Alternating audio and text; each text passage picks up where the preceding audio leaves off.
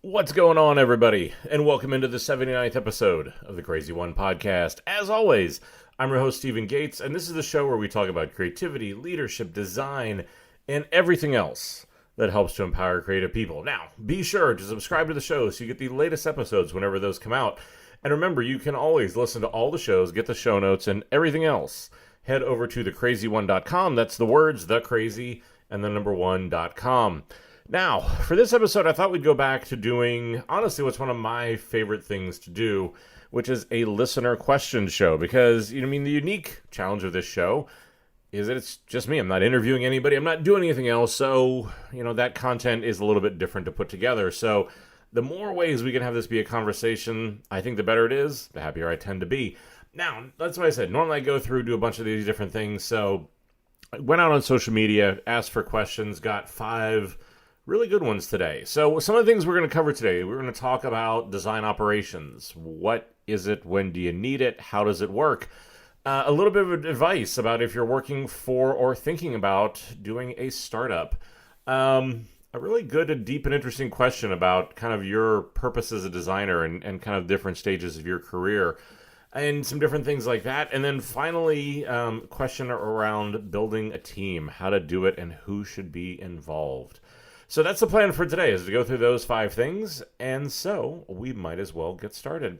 Now, the first question comes from Mayran Grafar, and he said, would love to get you to clarify design operations as a discipline.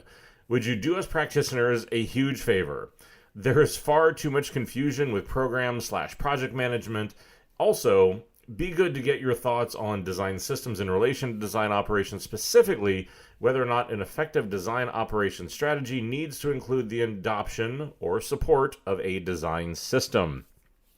Now, design operations, for those of you who don't know, really is something that I think has come about probably in the last couple of years, mainly on the in-house design team side. And a lot of it really has been driven by, as we're being asked to do more, as we're being asked to become part of more organizations, to become more integral to what they do, there's a lot of it that can go into that. And now, design operations, I would say probably the technical definition of this is that this is just everything that supports the high-quality design craft, all the methodologies, and all the processes.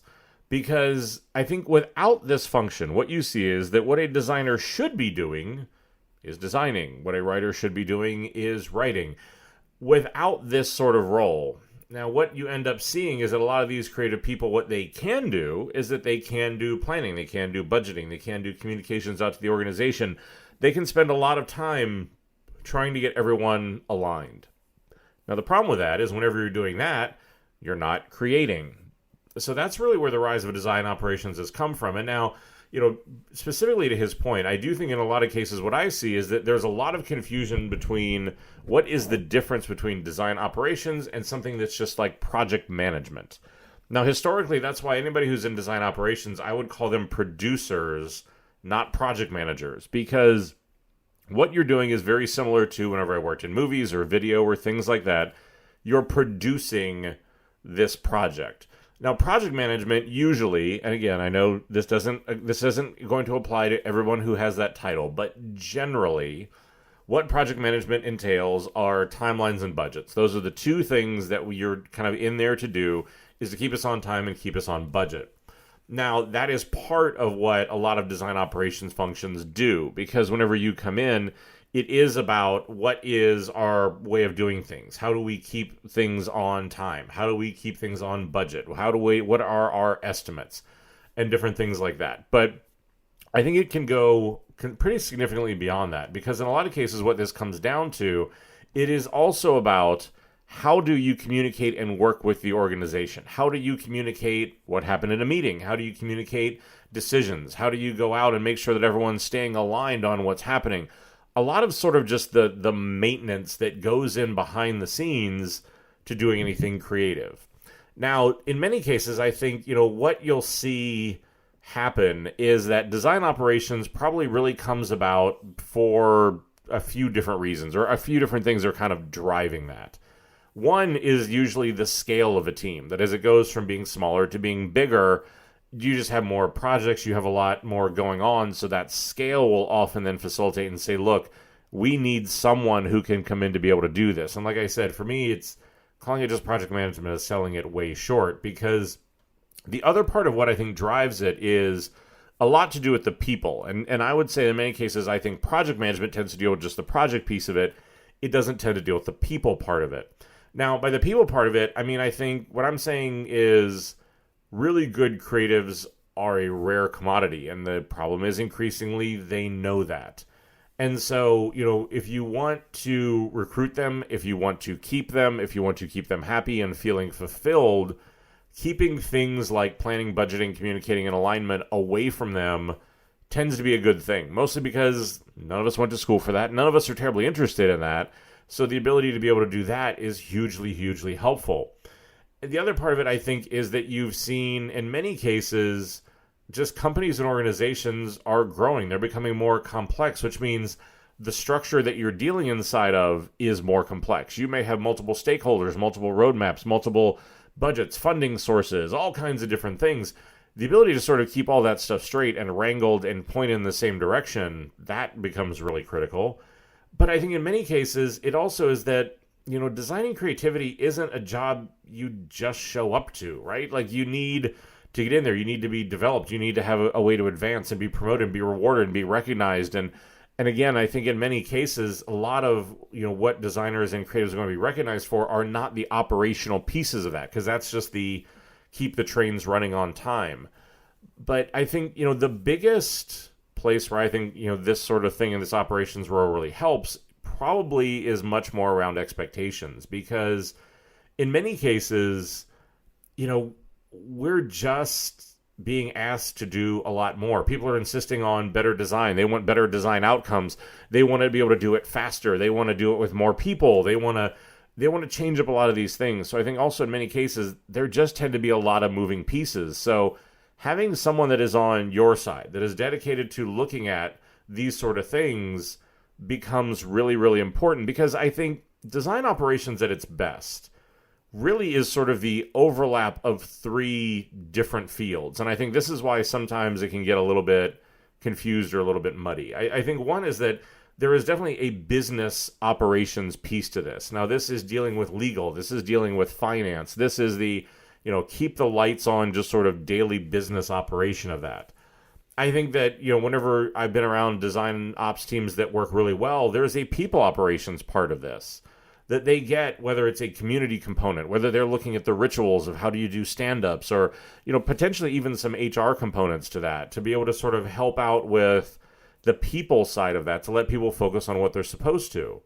And then the last part of it really is sort of a workflow operations. And this is often where there's that sort of overlap with project management. But by workflow, for me, I think it's bigger than that, because it is things around logistics of how do you work. It's around process. It can be around methodology. It can be around research of how and when do you do that. But I think it also, going back to the second half of the question, I think it also goes to design systems. Because in many cases, design systems, whenever you're going through and you're going to launch one of these, there is the creative part of how do we create the system and how do we stand it up and what is it going to look like. That's the easy part. The hard part is how do we find adoption for it? How do we find a way for people to interact with it and give us feedback on it, and for us to be able to continue to move it forward and to figure out how to keep it funded and how to, let people know what's going on. There's a lot of that sort of thing that I think are more in the workflow operations piece, because in many cases, that's what a lot of happens in creativity is we have this wild act of creation, doing something really cool, designing something really great, and then it needs to be operationalized. Then it needs to be made into something that can have repeatable success. And I think that that's the part where this really comes into play. So what I'm going to leave you with on this one, because I know it's a little bit of an in-depth answer here, is there are three signs that I usually see whenever you can start to tell that you need design operations. A big one for me is whenever you look at your team and you're starting to see craft specialization. So this is instead of just having like the one unicorn designer who could do your wireframes and do the design and could write some of the copy, you're starting to see craft specialization, meaning that I have a designer, a writer, an information architect, a prototyper, these sort of different roles that in many cases, as these sort of roles roll in and out of projects, the ability to have air traffic control around that starts to become really important. I'd mentioned this before, definitely whenever you're operating a team at scale. Scale meaning that it is getting to a place where you have tens of projects out there. You have multiple different clients, multiple different stakeholders, multiple different timelines. There's so much of those sort of things that happen as your team grows that, again, you need a centralized function to help create that sanity. Also, because if you don't have it, like I said, what you're going to watch is your velocity is going to really, really drop because all of your creatives are not focused on being creative. They're focused on project management, a lot of this other stuff. And the last part of it for me, and I think that this is probably, and maybe again, for some it's a fine line, but for me it's very important. I think what design operations does when it does it well is that it really creates a safe harbor for the team.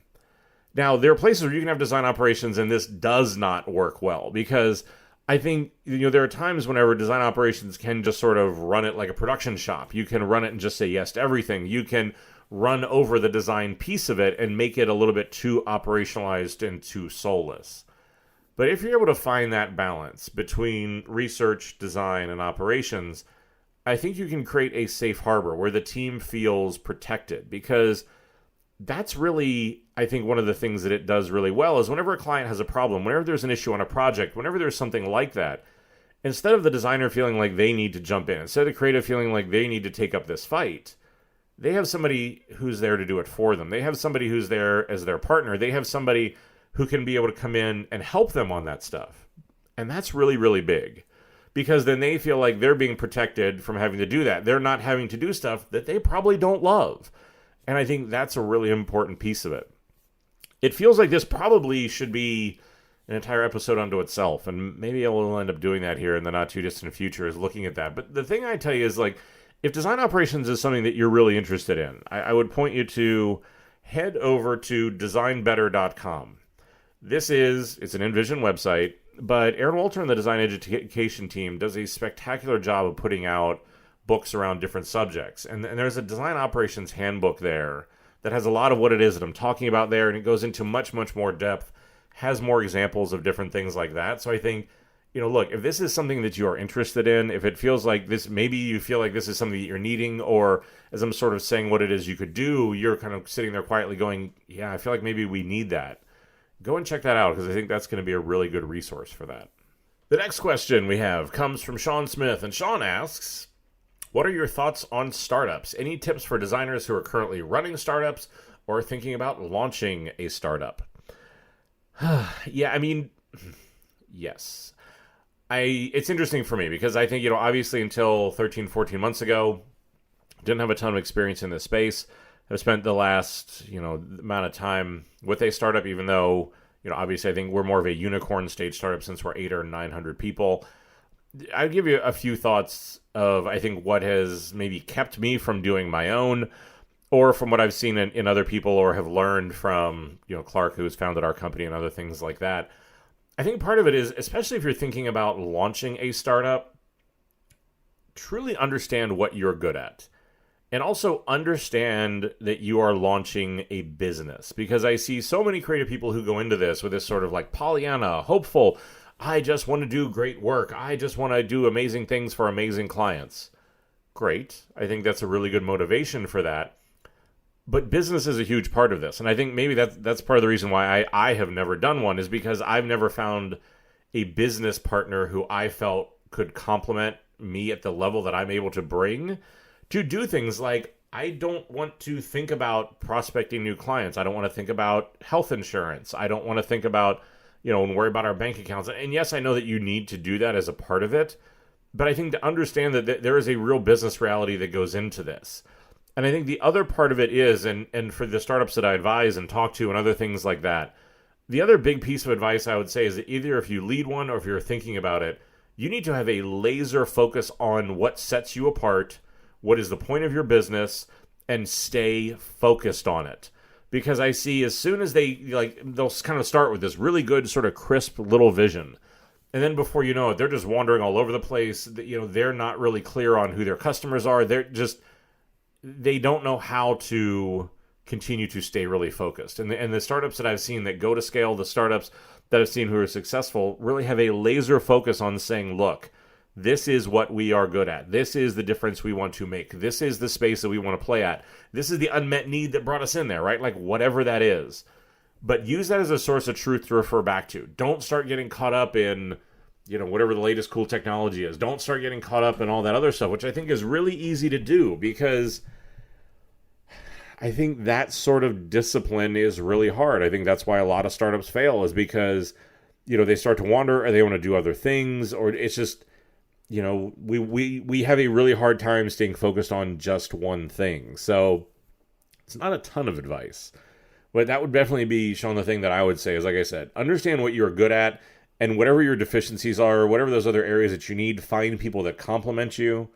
And I think in many cases, keep that focus.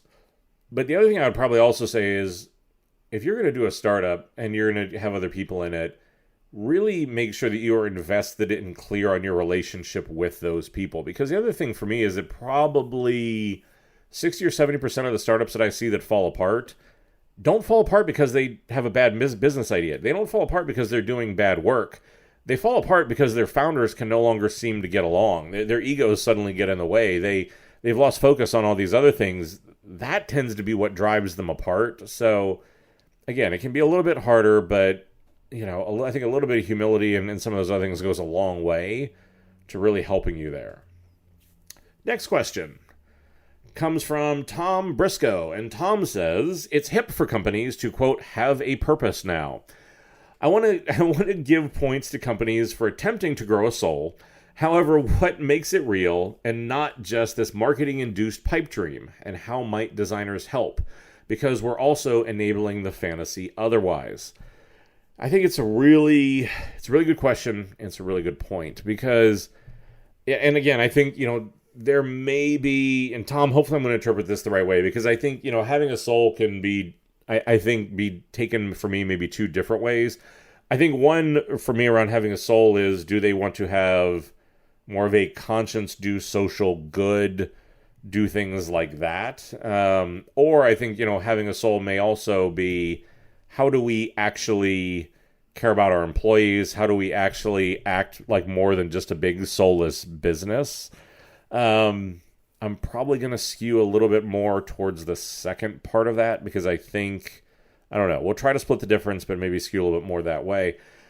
So the first part of it is, how do you actually make a soul of a company real? It's going to sound like the obvious answer, but for me, it really comes down to whatever your purpose is needs to be real. And if it's not real, then it is that marketing pipe dream bullshit. I think that, an easy way for me whenever I go into these companies is to look at, do the employees really believe it? Do they bring it to life in how they do their work every day? Does it really inform, the decisions that are made? Because I think if you're able to see that come to life, if people can just see how they plug into it, how can they bring it to life? How can they affect it? Then it's real. Because in many cases, whenever you go into Apple or Google or Facebook or Airbnb or Netflix, or whenever they sort of have their soul, they have their purpose, they have, this is what it is they're there to do.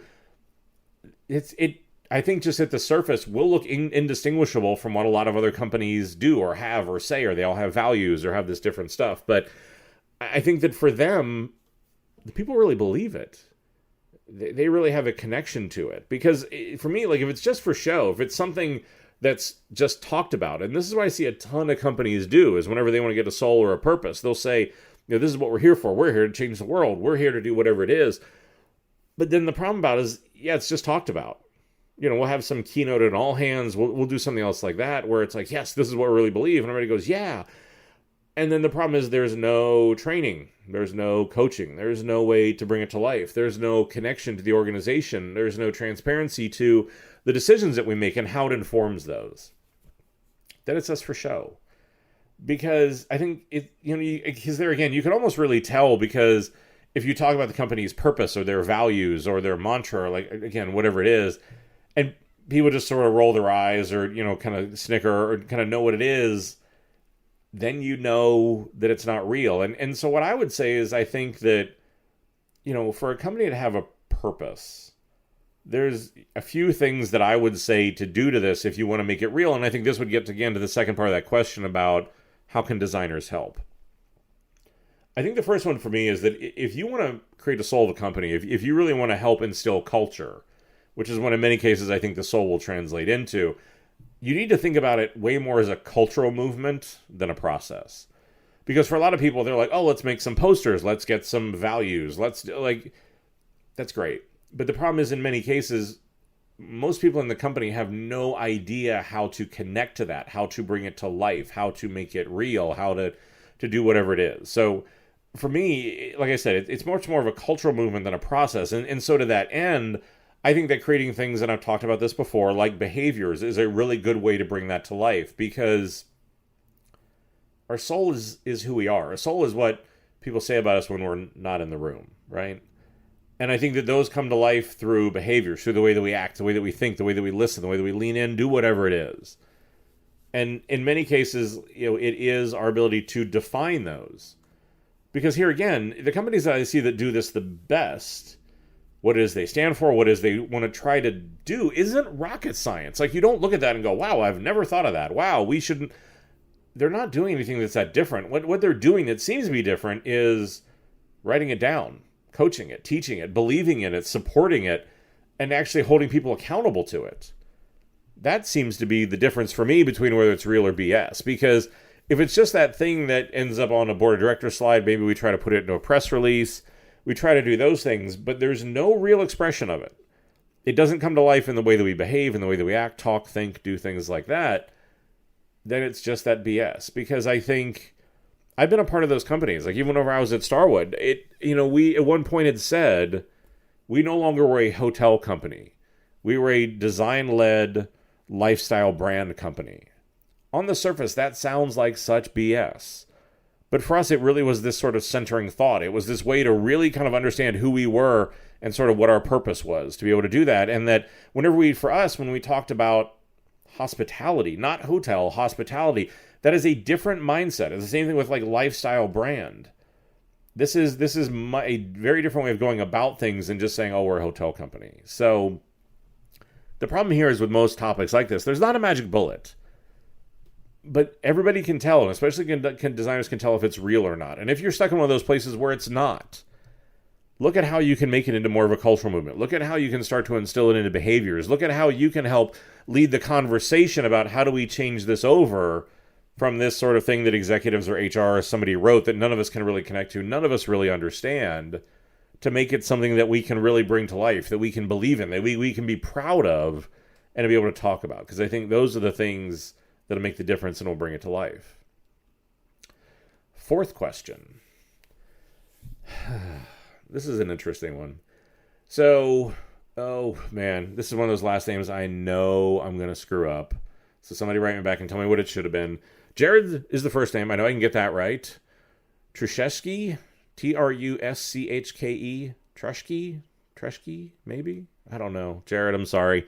I feel like I do this every show, that I always screw up somebody's name. And especially because I think that the question on this is such a tough question, such an honest one, and it's one that I really appreciate, that I feel bad if I just screwed your name up. But the question from Jared was, what if you're afraid that your best work is behind you, and you've already been as good as you're going to get? So like I said before, I think, Jared, kudos to you, man, because I think just asking a question like that probably at least would hint to me that you're well on your way to not having your best work behind you, because I think it definitely takes a certain level of self-awareness to be able to ask a question like that. But I'll also be honest with you that, I mean, I'm at a point in my career where those thoughts have started to creep in for me too. And I think whenever you get to a place in your career where you feel like you've started to accomplish something, I think as you start to get a little bit older, as you start to kind of wonder what's going on, these sort of things start to creep in a little bit. And I mean, it was interesting for me, even whenever I was going through and doing the work with Apple and was doing the work with Apple Watch, I remember sitting in the keynote whenever it first got announced and Tim was on stage and announced it. And the thought that went through my head in that moment was, is this as good as my life is going to get? It was such a strange, I don't know what, it's such a strange thing to be able to think about, to be able to kind of say like, hey, is this as good as what it's going to get? Because, for me, when you think about brands, I mean, there are a few that I'd loved more than Apple. Whenever you think about opportunities, there are a few that were bigger than working on an unreleased piece of hardware for theirs, let alone be one of the featured companies for that. And to be able to have the executive support, like to be able to have all the things that had to line up for that to happen. Damn, that was rare. And I think especially as you go through, and this is why I've sort of done episodes on happiness and emotion and things like that. Because it is an interesting question, and it's a good one. But here would be my answer. I don't know if it's the answer, but my answer is that I would put it back on you, because I think it's really up to you whether your best is behind you or not, right? It's easy to give up. It's easy to coast. It's easy to just be able to say, I'm not as hungry as I used to be, or I don't want to work as hard as I did, or my priorities are different. I have a family, I have whatever that is, right? I think you can give into that. You see a lot of people do, and there's nothing wrong with that. But if you've decided, and I think, I would say by the nature of you asking this question, you're probably searching or struggling with that, is that my answer to that has been, and my answer to myself in that moment, sitting there in the midst of that Apple keynote, was that it's up to me to rage against the fact that this isn't it. That this isn't the best, right? Because you control you.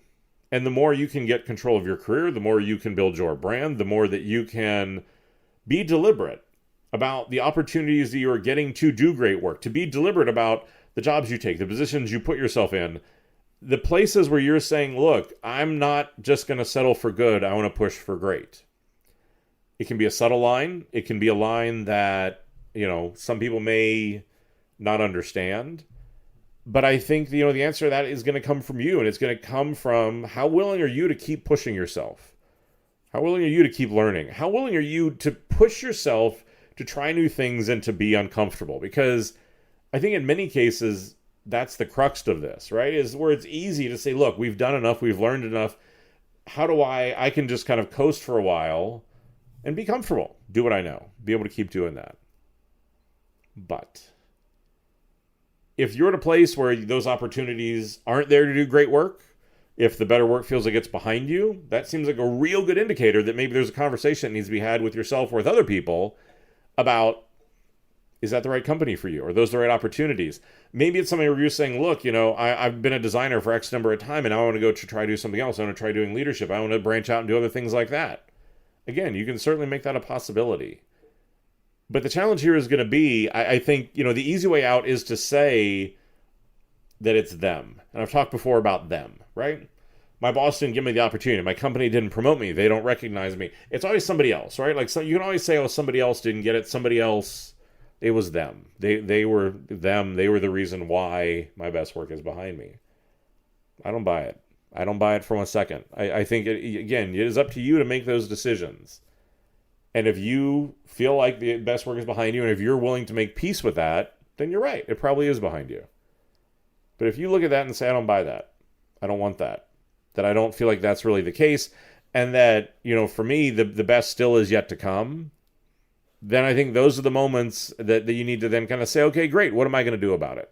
What am I willing to stake? How hard am I willing to work? What am I willing to learn? What risks am I willing to take? Because if you do that, then I guarantee you, and if you are truly dedicated to that, then absolutely your best work is in front of you. Because I don't care what age you are, I don't care what experience you are, as long as you have that mindset, right? Because I think as long as you keep hustling like you haven't made it, your best work will still be in front of you.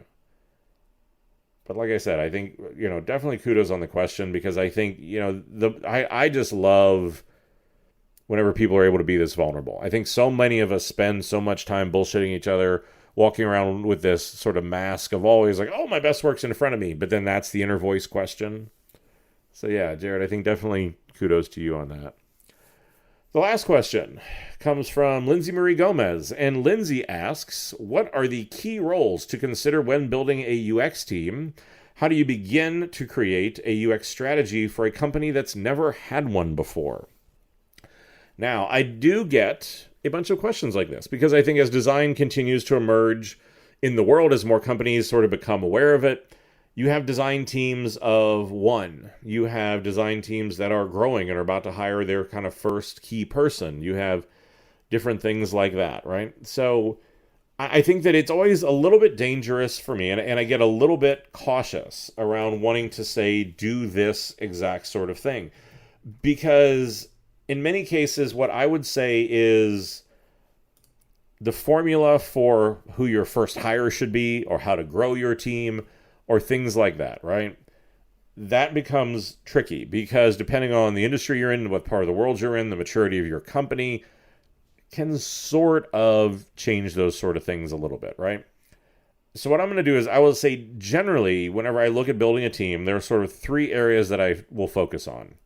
The first is the creative team. Creative being designers, writers, prototypers, things like that, right? Like, because in many cases, you need to start with just the basic execution of that.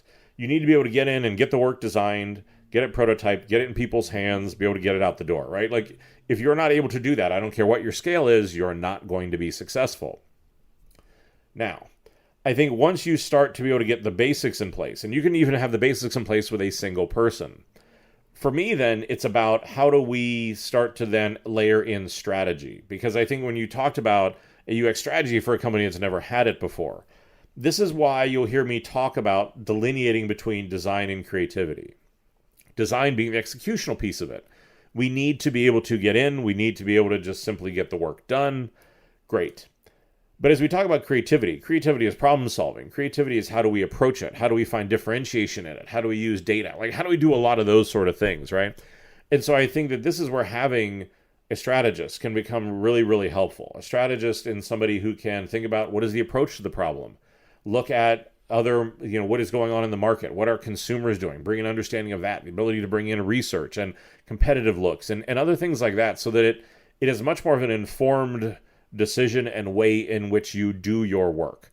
And then I think also the ability in the fact that strategy can also then having your creative team become more strategic, using things like design sprints or design thinking so that you can be more inclusive of that.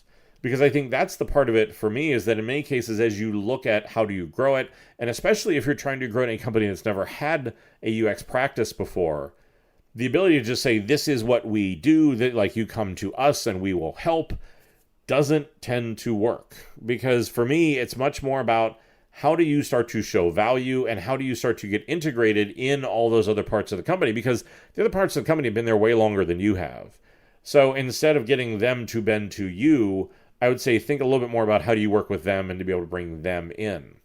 Then once that starts to find maturity, then it goes back to the first question about bringing in design operations and why that becomes important. But like I said, as I would really say as you think about bringing it to a company that's never had it before, 4 really key things to think about. The first one we already touched on.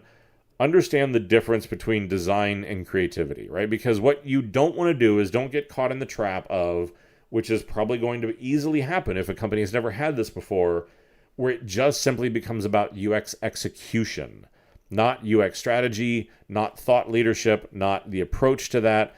Because again, I always go back to like great design is a visual expression of great thinking. So the thinking, the creativity, that has got to be where you plant the flag. That's got to be where people see the value, because that's going to drive the biggest differentiator and be the biggest help for you.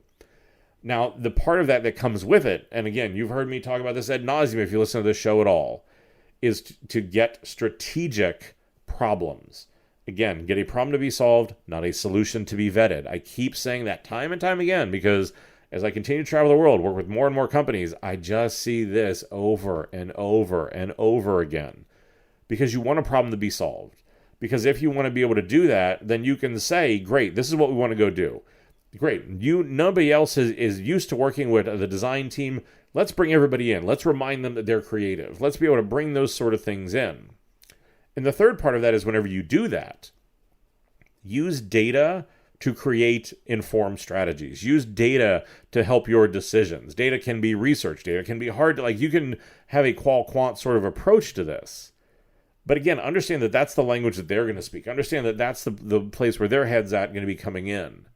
So meet them halfway and to use that data to help create that sort of informed strategy. And then, like I said this before, but involve people who are not designers in the design process. Because what you don't want to do is don't make, as you build this practice, don't make it isolating. Don't make it one of those things where like design or creative is a department. That's a road to failure, I think. Because whenever you're able to say, look, design has a very broad definition, and that we are here to help everyone become more creative. We're here to help everyone be a part of this process. Because at the end of the day, what matters is the product. What matters is what we're putting out to our consumers. That's what matters. And that we as creatives, we're much more comfortable being uncomfortable. We're much more used to working through this process. And we're here to help you be a part of it. We're here to be the shepherd, the Sherpa, the whatever you want to call it. That's what we're here to do. Because I think whenever you're able to do that, it feels very, very different. It feels much more welcoming. It feels like fun. Because I think that's the way I'm usually able to design and scale my teams, is that executives and other people, they really look forward to our meetings because they're so caught up in all the rest of their day-to-day with the spreadsheets and with the meetings and the phone calls and the decisions and all the other noise. Man, but the ability to meet with the design team, that was something I always wanted to make it fun. I wanted to make it something they really looked forward to it, where that was the thing they circled on their day that they knew they were really going to enjoy. Because I think if you're able to really cultivate that mindset, the scaling, the value, the ability to grow the team comes much, much easier. Because if it's standoffish, then it's a resource war, and that never really works. But again, I think, as with all these questions, if there's anything more on that you want to press on, any other questions, things like that, feel free to follow up, and I'll be happy to kind of share out a bigger, deeper answer on that. But that's that thing for me, is to go back to much more the mindset and the positioning, because I think that's going to make you far more successful than anything else. So hopefully you found these helpful. And I make this offer all the time. Look, I'm here to help. And that, reach out to me over social media. Send me questions like this. Keep an eye on social media, because I do these shows at a decently regular clip to try to be able to interact with people and to be able to touch on subjects, figure out what future shows should be, things like that. So if you've got questions, you want to know more about any of this sort of stuff, reach out and I'll be happy to get back to you as quickly as I can. The other thing for me is, like I said, if you enjoy the show, whenever you head over to your favorite podcast platform, be sure to subscribe. And whenever you're there, take just a couple seconds, leave a review. Let people know what you think about the show. Head over to thecrazy1.com. It's a crazy one and the number one. You can find out more about the podcast. You can find related articles. I'll put a link to designbetter.com there. And so to go right to that design operations book I talked about, all that stuff. That's your place. Follow me on social media. Like I said, reach out, ask questions. I try to post articles. If you want to, head over to Facebook. You can actually like the show there. Just type in the Crazy One Podcast. I try to post things there, answer questions. And then lastly, the last two things that we always do. The first one is that everybody down in legal wants me to remind you the views here are my own. They don't represent any of my current or former employers. These are just my own opinions. And finally, I say it every time because I mean it every time, but thank you for your time. I know that time is truly the only real luxury any of us have. I was incredibly humbled you want to spend any of it with me. So hopefully the questions helped. Hopefully you're writing down some new questions to be able to send to me so that we can do that for the next show. And all the while, remember, stay crazy.